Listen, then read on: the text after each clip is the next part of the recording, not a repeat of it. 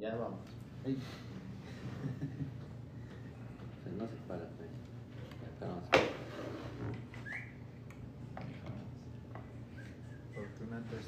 Ya está. Muy bien, señores, muy buenas noches. Hoy tenemos un tema muy especial con el doctor José Canales. Este es el programa Hablando Casos de la Vida Legal. Así es que, señores, dale, doc. ¿Qué tal, amigos? Muy buenas noches. Contentos nuevamente de acompañarlos, como saben, todos los viernes a las 9 de la noche.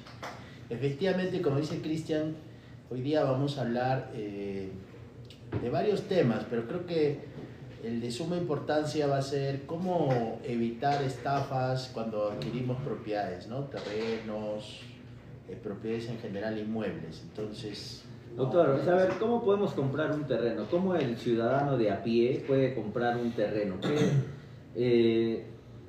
Gran parte de las personas tienen sus ahorros, ¿no? Y quieren invertir en propiedades, especialmente en terrenos. Y hoy se ha visto una gran oferta de terrenos a nivel nacional, y no solamente a nivel nacional, a nivel internacional. Hace poco he estado por México y las propiedades, especialmente en terrenos, son las que tienen mayor rotación. Pero indistintamente que haya alta oferta de terrenos en venta, ¿qué las personas deberían de considerar para adquirir terrenos y no ser estafados en el intento? Sí, esa es la pregunta, digamos, inicial, que tiene, por supuesto, varias respuestas, ¿no?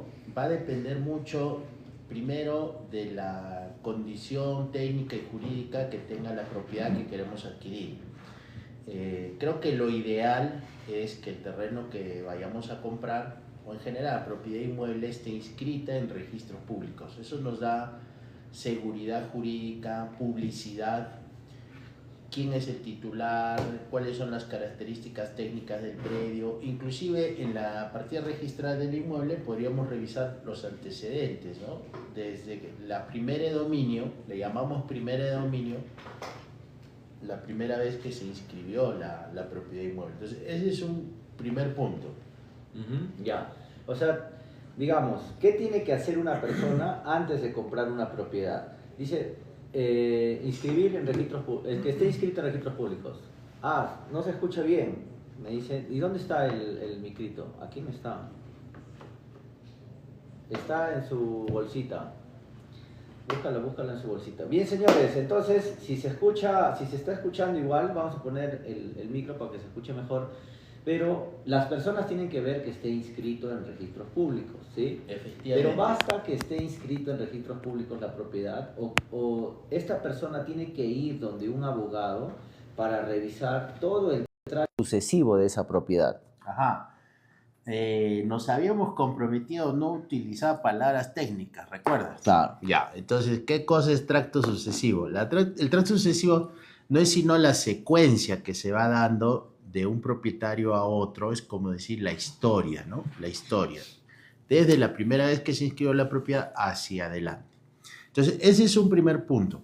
De acuerdo totalmente contigo, mi estimado Cristian, porque deberíamos nosotros tener siempre la asesoría, bien reza el dicho, zapatero a tus zapatos, de un abogado de preferencia especialista en temas inmobiliarios, ¿no? Entonces, él nos va a ir guiando, dando las pautas. Ahora, si es que nosotros tenemos un conocimiento, digamos, básico de obtener información de registros públicos, ahora la información está bastante accesible desde nuestro celular, computadora, pagando las tasas registrales respectivas, nosotros podríamos obtener la partida registral. Inclusive hay opciones sin costo para los usuarios, solamente para visualizar las partidas. Entonces ya ese es un buen punto de inicio. ¿Cómo puede hacer esta revisión sin costo, Doc? Hay una opción, si ustedes googlean, podrían poner partida registral gratuita y les va dando los enlaces.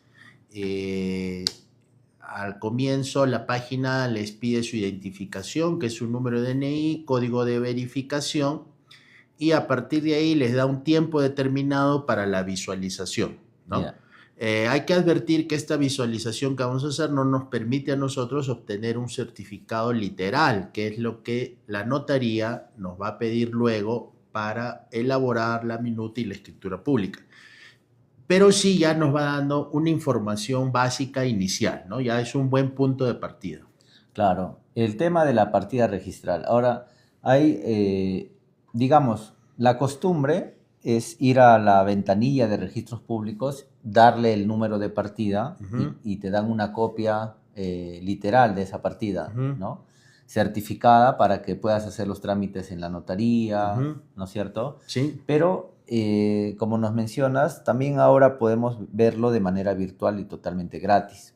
Sí. Ahora, hay opciones que las personas también lo puedan descargar, esta partida, ya no ir a la ventanilla de registros públicos, sino todo hacerlo digital. Efectivamente, tal como acabas de indicar, ya registros públicos, digamos, nos brinda esos servicios que nos evitamos, pues, ir presencialmente a las oficinas de registros públicos y podríamos obtener directamente la información y descargarla en formato PDF, totalmente válida y legal para cualquier trámite.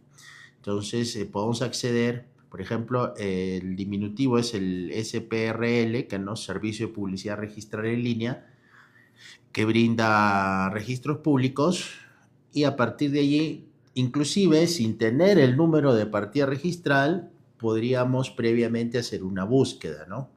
Se entiende o partimos del supuesto que nosotros hemos acudido donde un posible vendedor y, bueno, las preguntas, como se dice de rigor, son: ¿el terreno está inscrito o no está inscrito? Esa es la pregunta de rigor. ¿Quién es el propietario? Y ahí deberíamos nosotros aprovechar, si es que la respuesta es positiva, de que el terreno está inscrito en registros públicos, solicitarle el número de partida registral, ¿no? Entonces eso ya nos va a facilitar bastante. Digamos que hemos obviado preguntar el número de partida registral, no hay inconveniente, porque si tenemos el nombre del propietario, bien sea persona natural o empresa, registros públicos también nos da la facilidad de hacer la búsqueda por titular o propietario. Ya, ¿y qué pasa, doctor, cuando el terreno solamente tiene escritura pública, ¿no? Miren, ¿qué pasa? En el desarrollo inmobiliario, por ejemplo, nosotros como desarrolladores compramos terrenos que están inscritos en registros públicos o terrenos que tienen escritura pública. ¿Por qué?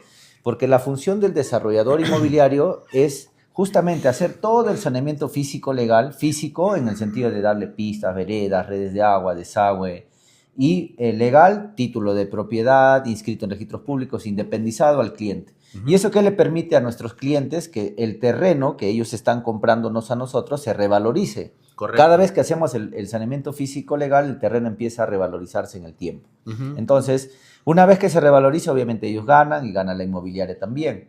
Pero ¿qué pasa? Que, digamos, ya sea que lo compre la inmobiliaria con escritura pública, porque es un documento válido, ¿cierto? La escritura pública. Le has dado, como dice, al clavo. ¿Por qué? Porque cuando nos referimos a título de propiedad, y por práctica te digo, a veces los clientes, los usuarios tienen ahí un poquito de confusión, ¿no? Dice: deme mi título de propiedad. Entonces, ¿qué cosa es el título de propiedad?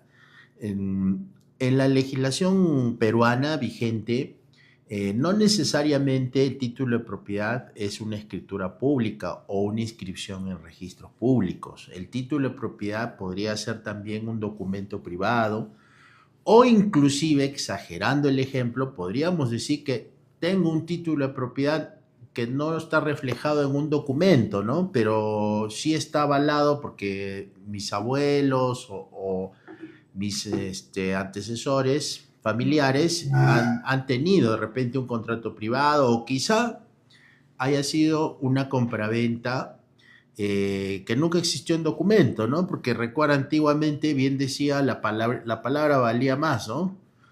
Que un escrito, que un papel. Entonces, ha habido o existen hasta la fecha muchos casos donde podríamos decir que tengo título de propiedad, pero que no consta en un documento, o consta en un documento, pero que no necesariamente es un documento perfecto, le llamamos en los términos legales, o sea, un documento que yo pueda presentar registros e inscribir, ¿no? Pero aún así tengo el título de propiedad. Entonces, cuando hablamos de título de propiedad, es un concepto genérico. En el Perú La ley no nos obliga a hacer escrituras públicas para hacer transferencia de inmuebles. Podríamos hacerla por un contrato privado y tiene totalmente validez y eficacia. El inconveniente está que ese contrato privado yo no lo puedo presentar a registros públicos para su inscripción, ¿no? Seguramente tendré que hacer una escritura y si el vendedor se niega a hacerme la escritura, tendré que hacer un proceso judicial de otorgamiento de escritura pública, ¿no? Entonces, el concepto básico creo que deberíamos manejar todos es que título de propiedad no necesariamente está reflejado en un documento o escritura pública, que sería lo ideal.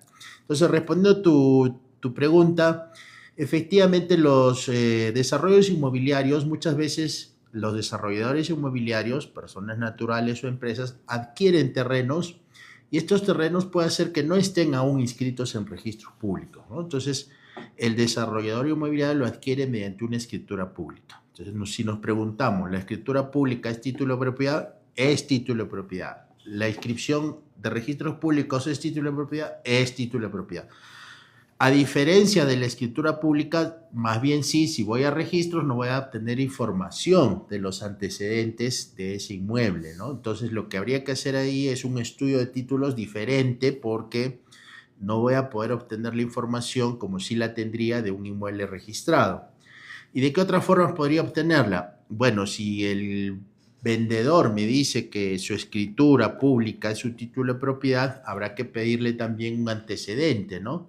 Si tú eres propietario ahora, ¿de dónde la adquiriste anteriormente? Y quizá buscar hasta un poquito más allá. Acá les doy una recomendación legal. Es conveniente hacer el estudio de títulos de propiedad unos 10 años atrás, ¿no? Y este plazo no es un plazo antojadizo ni es un tiempo antojadizo, sino más bien es una respuesta a posibles contingencias legales que se pueden ir dando, porque si nosotros adquirimos, en teoría, podría existir o haber una acción de nulidad y ese plazo de prescripción es de 10 años, ¿no? Entonces, si yo reviso bien los antecedentes del inmueble 10 años atrás y veo que todo está en regla, que posiblemente nadie me va a poder demandar o que los títulos anteriores se han realizado correctamente, entonces doy por hecho que nadie me va a demandar los 10 años anteriores, que es el tiempo de prescripción, por nulidad. Entonces, ese es otro dato importante para ir evitando estafas. Bien, doctor. Justo tenemos una pregunta y nos dice Edgar Guerrero, ¿qué es mejor, acciones y derechos o bien futuro? Dice. Ajá. Ahí creo que es una pregunta muy, muy importante porque cuando hablamos de desarrollo inmobiliario, si nosotros adquirimos acciones y derechos de un inmueble, por ejemplo, inscrito, tenemos un caso real, ¿no? Que lo vamos a comentar también. Todos los copropietarios, si bien es cierto, tenemos acciones y derechos, pero en teoría, según la ley, lo que tenemos es eso, una cuota ideal, una acción. Quiere decir que si yo compro acciones y derechos, legalmente hablando, yo no soy propietario de 120, ni de 150, ni de 180 metros cuadrados, ¿no? ¿Por qué? Porque lo que yo he comprado es eso, acciones y derechos. En cambio, cuando adquirimos una compraventa de bien futuro, tenemos la ventaja que si bien no podemos inscribir aún nuestra compraventa de bien futuro, pero sí ya tenemos determinado el terreno que estamos adquiriendo, ¿no? Ejemplo, compraventa de bien futuro, yo he elegido la manzana A, el lote 5. Y el lote 5 tiene 150 metros. Entonces, ese bien futuro, pasado 2 o 3 años que el desarrollador concluya sus trámites de habilitación urbana, me tiene que entregar independizado el lote A5 con 150 metros que yo adquirí. Entonces, esa es una ventaja. Otra desventaja sería en el caso de comprar acciones y derechos es que y lo vemos con frecuencia, que para todos los temas de trámites administrativos, etcétera, siempre se requiere la firma de todos los copropietarios. Imagínense ustedes si fuera acciones y derechos y que yo he vendido 1% de acciones y que somos 100 copropietarios. ¿no? Quiere decir que si yo quiero hacer un trámite administrativo legal, necesariamente necesitamos la firma de las 100 personas, porque es copropiedad. Entonces, eso trae muchas desventajas para esos efectos. O, ¿qué pasa si ya somos 100 copropietarios y el copropietario número 35 fallece?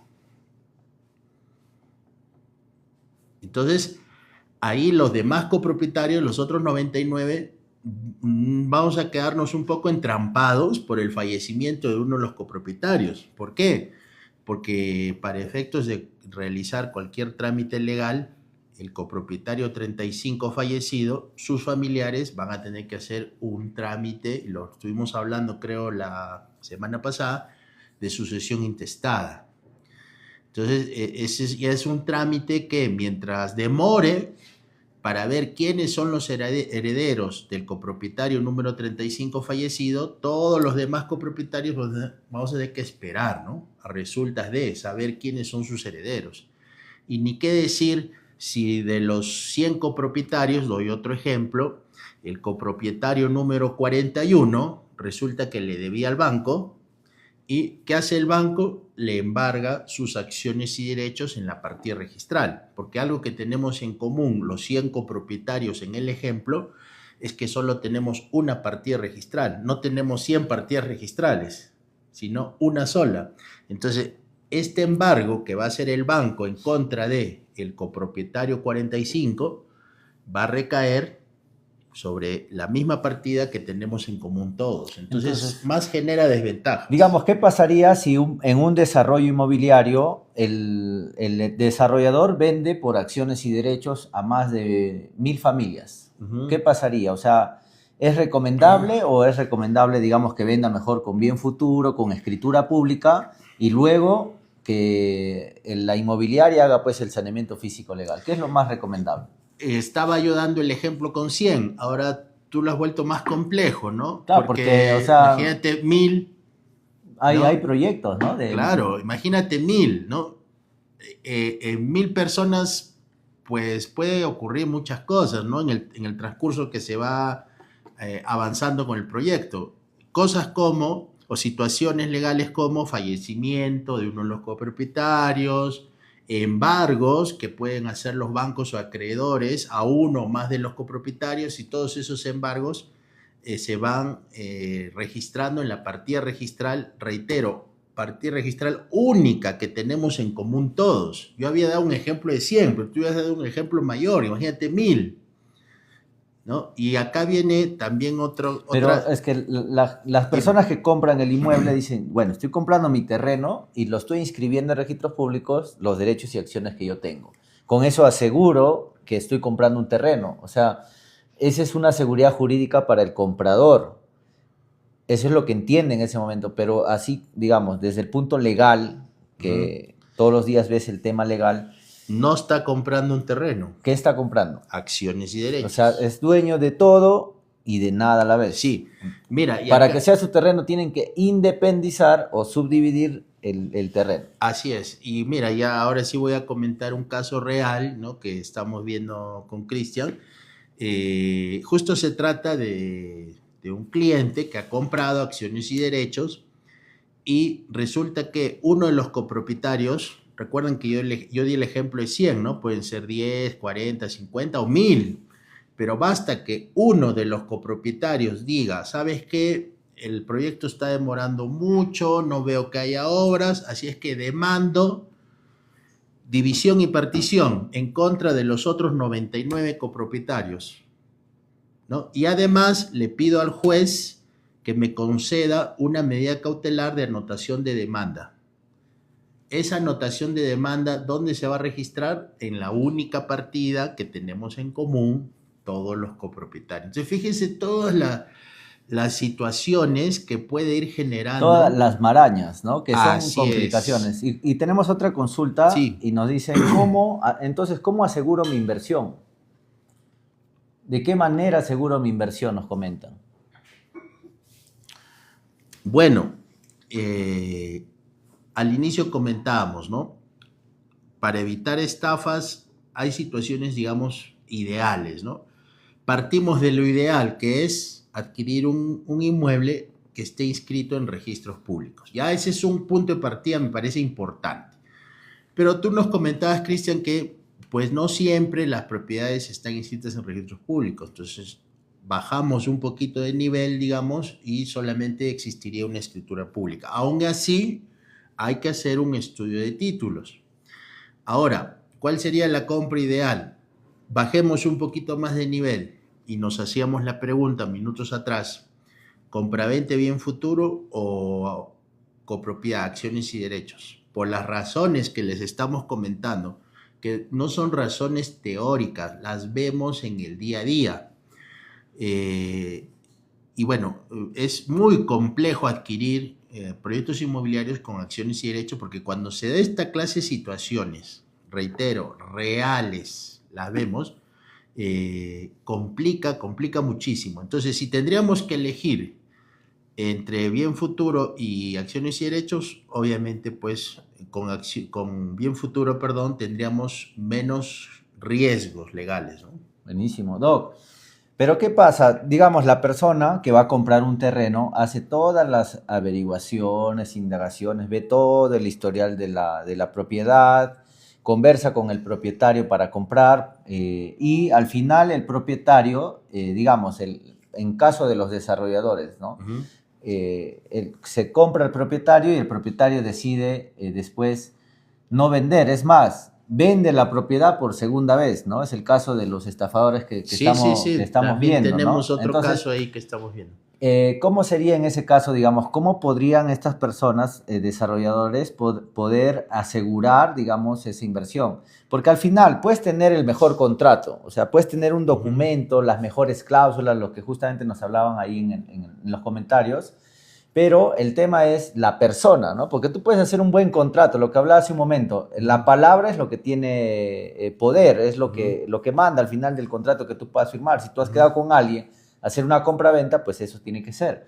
Pero ¿qué pasa si el propietario desiste de la venta, además vende por segunda vez? Eso ya es un tema, digamos, que escapa de las manos de la persona que quiere hacer esa inversión. Bueno, hay formas de prevenir esta clase de situaciones, ¿no? Entonces, para ello, permítame hacer la distinción. Cuando hablamos de compraventa, en la práctica inmobiliaria, se suele usar dos clases de contratos para asegurar, digamos, la venta o posible venta, ¿no? A una forma de contrato le llamamos contrato preparatorio, que es más conocido como las arras, ¿no?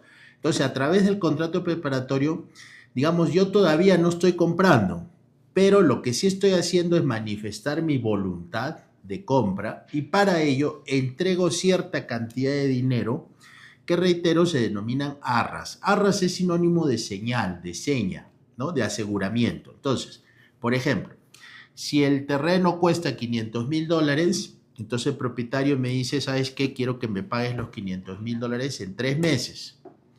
Ya, entonces, ¿cómo sé que me vas a pagar? Dice el vendedor, en 3 meses los $500,000. Entonces el comprador le dirá, o futuro comprador, ¿no? Pero todavía no está comprando, celebremos un contrato preparatorio con arras, ¿no? Entonces, una forma de asegurarte que sí te voy a pagar los $500,000 es que te voy a dar 50,000, pero esos 50,000 todavía no son parte del precio, son arras, es una garantía, una señal. A eso le llamamos contrato preparatorio. ¿Qué ocurre después? Entrega los $50,000 y vencido o antes del vencimiento del plazo de los 3 meses, tendría que estar completando los 450,000 restantes, ¿no? Entonces, los 50,000 dados inicialmente se consideran o se imputan parte del precio, ¿no? Entonces, si sumamos 50,000 de arras al inicio, contrato preparatorio, y luego completa 450,000, estaría dando los 500. Y ahí se celebra recién el segundo contrato. A este segundo contrato le llamamos compraventa. ¿Cómo se llama el primero, Cristian? Contrato preparatorio. Un contrato preparatorio. Con arras, ¿no? Entonces, fíjense cómo en este ejemplo de este negocio estamos celebrando dos contratos. Contrato 1, contrato preparatorio con arras, porque no tengo los $500,000, pero sí me estoy comprometiendo a conseguirlos en 3 meses. Entonces el vendedor o futuro vendedor dice, bueno, dame una garantía, una señal que sí vas a cumplir, entonces le entregan los $50,000. En este ejemplo puede ocurrir un segundo supuesto. Entrega los $50,000, contrato preparatorio con arras, se vencen los 3 meses y no consiguió los $450,000. No los consiguió. Entonces, como no hay compra-venta, esos $50,000 se considera como una forma de penalidad, indemnización a favor de quien las recibió, en este caso el futuro vendedor. Quiere decir que legal, lícitamente, se queda con los $50,000. ¿Por qué? Porque se está viendo perjudicado, se ha comprometido a esperar los 3 meses y quien está incumpliendo es quien dijo que iba a comprar y finalmente no compró. Entonces pierde los $50,000. Y puede haber un tercer supuesto. Entonces, primer supuesto, que las dos partes cumplen, se celebra la compra-venta. Segundo supuesto, que quien incumplió fue el que se comprometió a comprar, pierde las arras. Y el tercer supuesto es que quien recibió las arras incumple. Entonces, ¿cómo sería ese caso, ese ejemplo? Durante los 3 meses consigue el comprador los $450,000, lo busca el vendedor y le dice, ¿sabes qué? Y acá está tu plata. Y el vendedor le dice, ha venido otra inmobiliaria, ha venido otra empresa que hace desarrollo inmobiliario y en vez de ofrecerme como a ti que te iba a vender $500,000, la otra empresa inmobiliaria me ha ofrecido $800,000.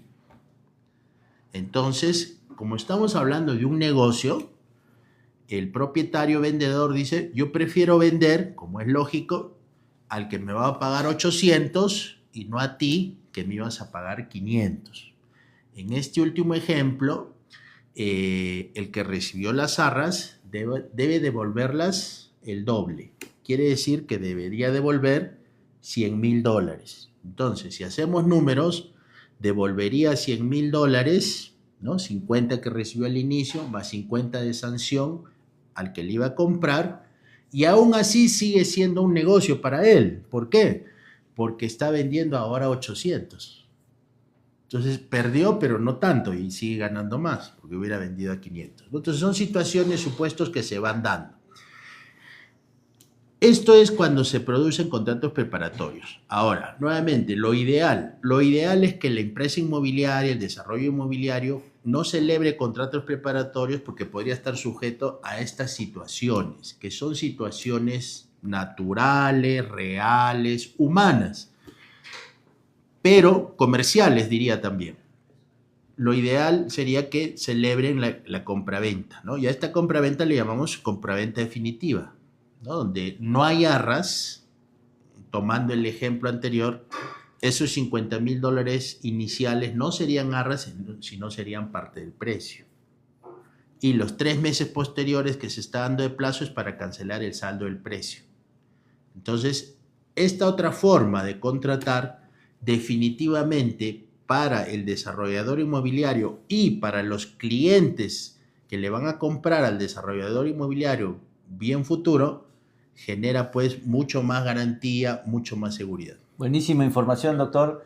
Los que no están siguiéndonos, síguenos acá en la parte superior izquierda y ahí está el botón de seguirnos para que sigas aprendiendo sobre bienes raíces, igual en la plataforma de acá del canales en TikTok y en Facebook también. Síguenos para que sigas aprendiendo sobre bienes raíces y temas legales. Doc, para cerrar, entonces, ¿cuál sería su recomendación final para las personas que están ya haciendo inversiones en bienes raíces, especialmente comprando terrenos? ¿Cuál sería esa recomendación? Bueno, como decíamos al inicio, la casuística es diferente, no aplica la misma regla para todas las clases de compras, ¿no? Pero definitivamente sí podríamos hacer como un tabulador e ir de lo más seguro a lo menos seguro, pues definitivamente lo más seguro es comprar propiedades inscritas en registros públicos. Lo más seguro es, si voy a comprar un bien futuro, que el desarrollador inmobiliario tenga como título de propiedad una compraventa definitiva y no un contrato preparatorio con arras, ¿no? Entonces, bueno, y algo también que tú lo habías comentado bien, que es siempre pues tener la asesoría de un especialista, de un abogado, de preferencia pues que se dedique a los temas inmobiliarios, ¿no? Claro, ¿y por qué solo no ir digamos, a la notaría de frente y decir, oye, hazme mi compra-venta, ¿no? Y la notaría, bueno, te hace tu compra-venta y ya está. ¿Por qué no ir de frente a la notaría y por qué es mejor, no lo sé, digamos, para responder acá las preguntas que nos están haciendo, ir a un asesor legal especializado en derecho inmobiliario? Bueno, miren, las notarías lo que nos dan es, digamos, bueno, el notario específicamente nos da esa fe pública, ¿no? Que le otorga el Estado para darnos esa seguridad jurídica a través de la fe pública. Pero para llegar a la escritura pública que se celebra en la notaría, hay un documento previo que se llama la minuta. Esta minuta está suscrita, está autorizada por un abogado, ¿no? Y no solo es un documento de trámite. Observo, veo, las personas a veces por ahorrarse ese costo de la minuta dicen, no, la notaría me hacen todo, ahí me hacen la minuta, la escritura es más rápido, en fin. Pero como reza el dicho, a veces lo barato cuesta Más, pues. caro, ¿no es cierto? Entonces, preferible que tu asesor o quien te va a brindar, digamos, esa asesoría de estudio de títulos, ¿ustedes creen que el abogado que trabaja en la notaría se va a dar ese trabajo, tendrá ese tiempo para hacer un estudio de títulos? Yo observo en la práctica que no es así, ¿no? ¿Por qué? Porque solamente lo que le piden al usuario es la partida registral y en base a eso elabora inmediatamente la minuta, ¿no? De forma pues masiva, ¿no? Imagínate en un día cuántas minutas hacen. Entonces, yo les hago la pregunta más bien, Cristian, a los usuarios, a quienes nos están escuchando, nos están viendo, ¿no? Y la dejo sin respuesta para que ellos mismos respondan, ¿no? El abogado que está en la notaría haciendo docenas de minutas o cientos de minutas, pues son varios abogados, se darán el tiempo de estudiar los títulos de propiedad del inmueble que tú vas a adquirir. Entonces, si tu respuesta es por criterio, no necesitas ser especialista en temas legales, si por criterio tu respuesta es no, entonces busca un asesor de tu confianza, ¿no? Porque tú no estás haciendo una inversión de 100 soles ni de 200 soles, tú estás haciendo una inversión de miles de soles o miles de dólares que estoy seguro que son fruto del esfuerzo de tu trabajo y de tu familia. Entonces, ¿por qué arriesgarlo? ¿Por qué a veces escucho mucho esta cultura o esta forma de pensar que tenemos ahora, le llaman algunos la cultura microondas, dicen, ¿no? O sea, que queremos que todo esté a un botón, ¿no? Rápido, ¿no? En la notaría X, ahí me hacen la escritura en 40 minutos. Está bien, no digo que no, pero ¿a qué costo, no? O sea, ya te cobra barato, ya, y si después hay problemas por no haber hecho un buen estudio de títulos. Es más, habría que evaluar dentro de la notaría quiénes son los trabajadores que están dentro de la notaría, ¿no? O sea, si estas personas, es un cargo importante, los notarios dan fe pública, pero obviamente son seres humanos quienes trabajan ahí.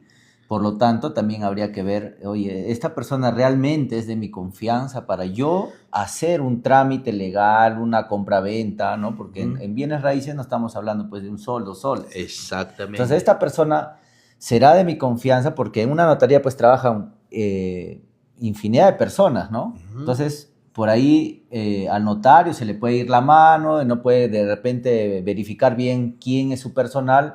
Entonces, el emprendedor, el empresario, el inversionista debe de considerar siempre tener un abogado de confianza, ¿no? Para que le revise la documentación, que le recomiende también con qué notarías trabajar, etcétera, ¿no?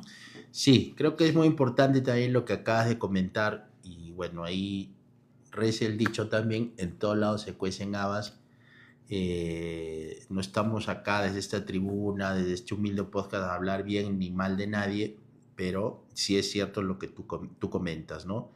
Creo que al final nuestros usuarios, nuestra comunidad, nuestras amigas y amigos que nos ven y escuchan, tienen cierto criterio, ¿no? Pero tú vas a comprar un inmueble, como repito, no es pues una inversión de 100, 200 soles. Entonces, invierte tu tiempo, asesórate bien y haz las cosas debidamente. No porque se hace rápido y barato, va a ser lo mejor.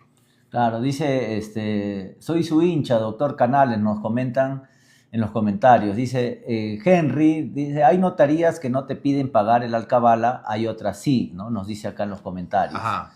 Está muy fuerte e interesante, nos comentan también. Había una pregunta ya para cerrar con esta pregunta. Nos comenta, dice que él compró un terreno con constancia de posesión, ya lo tiene muchos años y quiere obtener su título de propiedad. ¿Qué es lo que puede hacer? Ya, acá también hay que diferenciar, ¿no? Digamos, No, pero salude ahí a su comunidad que lo están viendo, allá por favor, también. un saludo cordial y agradecimiento por estar acompañándonos. En el caso de mis redes, a mis amigos de Facebook, por cierto, me estoy encontrando con muchos exalumnos, colegas, y también en la comunidad de TikTok, ¿no? La cuenta @doc_José Canales.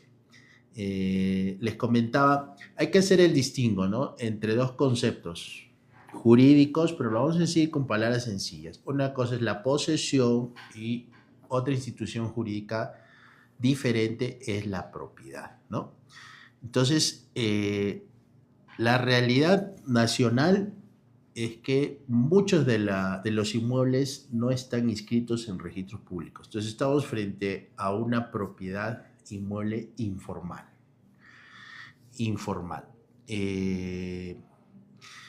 ¿Y eso a qué nos lleva? Que en la práctica se celebran compraventas de posesión. Ahora, ¿hablamos de compraventa o de... ¿Tú qué opinas? ¿Compraventa o en realidad es un traspaso, claro, cesión? Normalmente, criollamente se le conoce como traspaso, ¿no? Un traspaso. Bueno, al final lo que vende es la cesión de su posesión que tiene, ¿no? O sea, digamos, yo te cedo la posesión de esto, ¿no? Yo tengo la posesión de estos micrófonos y yo te lo cedo. Correcto. ¿no? La posesión. ¿Por qué? Correcto. Porque yo no tengo una boleta de lo que he comprado, porque eso me lo encontré. Ni un título de propiedad. Y el ¿no? lote, entonces, te transfirieron la posesión años atrás, ¿no? Diferente es la propiedad. Por eso es que el concepto del contrato de propiedad es que el vendedor transfiere la propiedad de un bien a cambio de recibir del comprador un precio. Entonces, esa es la compraventa y eso implica el derecho de propiedad respecto a la compraventa. En cambio, en la posesión, y respondiendo a la pregunta, no eres propietario, eres poseedor. Entonces, al no ser propietario, tú no tienes un título de propietario. El hecho de ser poseedor me podría llevar a ser en algún momento propietario. Sí, hay mecanismos legales, hay formas de que tú siendo poseedor puedas ser propietario. Uno de ellos, muy usado, es el de la prescripción adquisitiva de dominio, ¿no? Que funciona a través del tiempo. Si durante 10 años yo estoy en posesión continua, pacífica y pública, podría yo hacer mi trámite, tratándose de predios urbanos, en la vía notarial o judicial y podría convertirme en propietario. Entonces, la prescripción adquisitiva de dominio, digamos, sería una solución más o menos adecuada a la persona que nos está haciendo la pregunta, porque a través de ella, gracias al tiempo que estoy en posesión, haciendo mi procedimiento o proceso judicial de prescripción adquisitiva de dominio, sí podría yo convertirme en propietario. Buenísimo. Doc, y con esto, bueno, las recomendaciones que ahí nos están dando, los agradecimientos, las gracias por la información que estamos compartiendo, pues que lo consideren y hay que tomarlo en consideración y también pues es a criterio de cada uno, ¿no? Que vaya viendo qué es lo mejor, digamos, para sus inversiones, para sus negocios. Si todavía no nos sigues, acá en la parte superior izquierda vas a ver ahí un botón de seguir, síguenos. Y acá también para que sigas aprendiendo sobre bienes raíces y temas legales con el doctor José Canales. Doc, muchas gracias por esta transmisión y nos vemos el próximo viernes hablando casos de la vida legal. Antes de despedirnos también, Cristian, un agradecimiento breve pero sincero a nuestros amigos de Casa de Cambio Digital Safex.pe, ¿no? A través de ella, ustedes de forma 100% virtual, en la página safex.pe, pueden realizar sus cambios de dólares a soles, ¿no? Saludos ahí a Renova Plus, que nos manda sus agradecimientos. Saludos a todos los que se han conectado. Gracias, Doc. Y Gracias también a ti comentarle también, que se viene un lanzamiento extraordinario, lo que estamos preparando, un evento para que las personas puedan conocer más sobre el rubro inmobiliario, puedan profesionalizarse más en este sector. Así es que, señores, muchísimas gracias y nos vemos el próximo viernes en Temas Legales con el doctor José Canales. Gracias, Cristian. Muchas gracias. Saludos. Acá está, este está conectado todavía. Y bueno, este es el productor de productores.